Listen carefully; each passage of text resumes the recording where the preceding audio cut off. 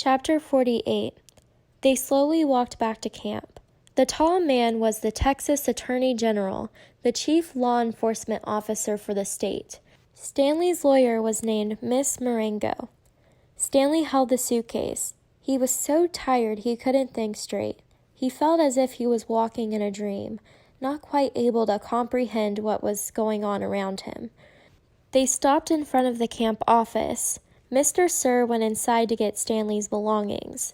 The Attorney General told Mr. Pendanski to get the boys something to drink and eat. The warden seemed as dazed as Stanley. "You can't even read," she said to Zero. Zero said nothing. Miss Marengo put a hand on Stanley's shoulder and told him to hang in there. He would be seeing his parents soon. She was shorter than Stanley, but somehow gave the appearance of being tall. Mr. Pendanski returned with 2 cartons of orange juice and 2 bagels.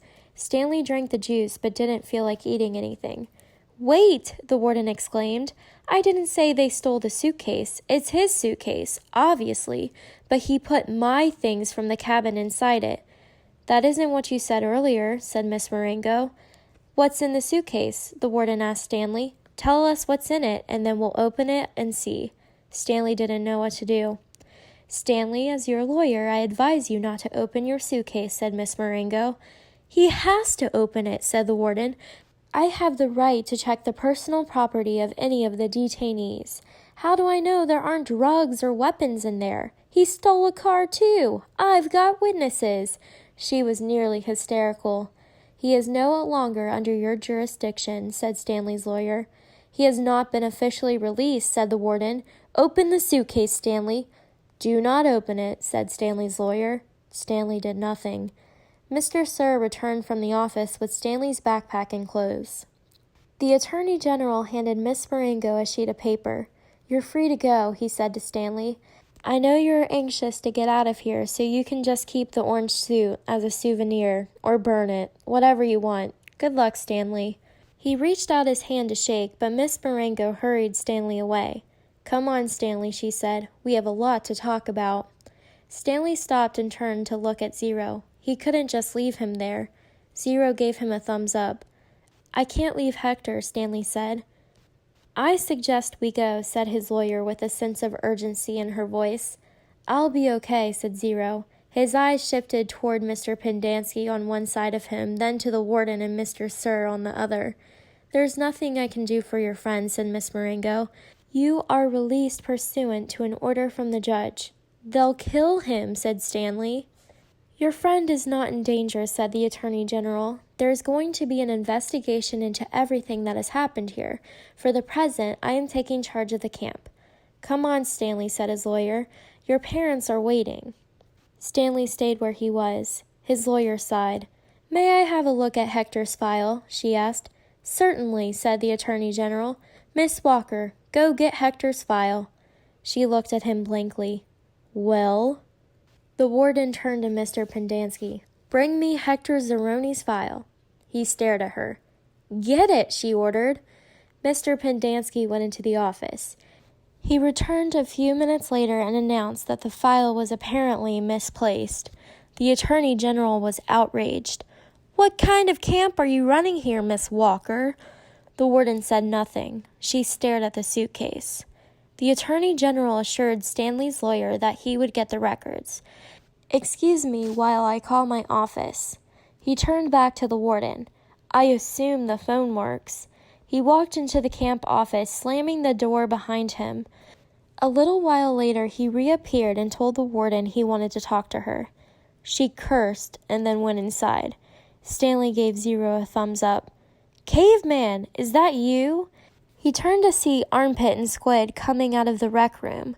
Squid shouted back into the rec room, "Caveman and Zero are out here." Soon, all the boys from Group D had gathered around him and Zero. "Good to see you, man," Armpit said, shaking his hand. "We thought you were buzzard food." "Stanley is being released today," said Mr. Pendanski. "Way to go," said Magnet, hitting him on the shoulder.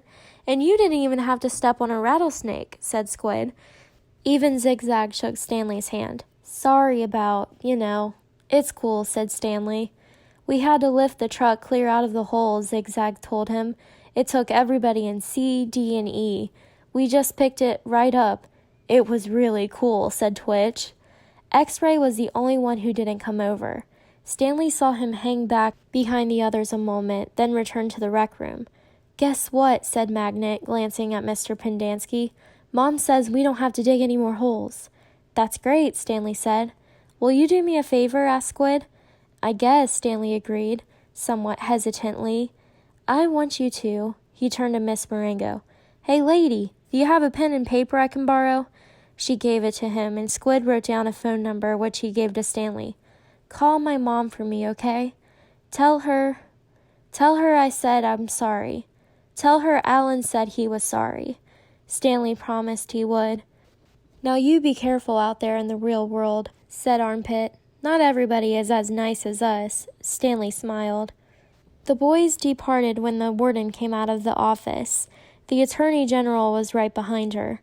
My office is having some difficulty locating Hector Zeroni's record, the Attorney General said. So you have no claim of authority over him? Asked Miss Marengo. I didn't say that. He's in the computer. We just can't access his records. It's like they've fallen through a hole in cyberspace. A hole in cyberspace, Miss Marengo repeated. How interesting. When is his release date? I don't know. How long has he been here? Like I said, we can't.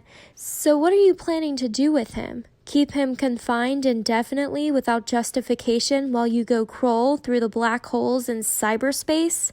The Attorney General stared at her. He was obviously incarcerated for a reason. Oh, and what reason was that? The Attorney General said nothing. Stanley's lawyer took hold of Zero's hand.